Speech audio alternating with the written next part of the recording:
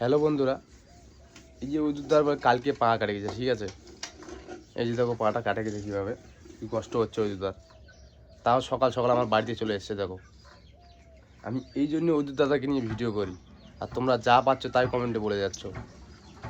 বন্ধুরা, কমেন্টে এসব না বলে কিছু সাপোর্ট করো, যে ওজুদ দাদা এই অসহায় লোকটা কিছু যদি হতে পারে। এভাবে হাঁটতে গিয়ে আর পাটা কাটে যাচ্ছে। দেখো, চিন্তা করো, আমাদের সামান্য একটু কাটে গেলে কত না ব্যথা পাই, তো অসহায় লোকটা কীভাবে ব্যথা পাচ্ছে দেখো, তাও আমার বাড়িতে চলে এসছে সকাল সকাল।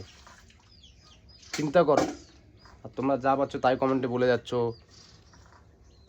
এই কষ্টটা দূর করার জন্য আমি এর সাথে ভিডিও করি, ওদার সাথে। আমি এতটা কষ্ট করছি, তাও কিচ্ছু করতে পারছি না।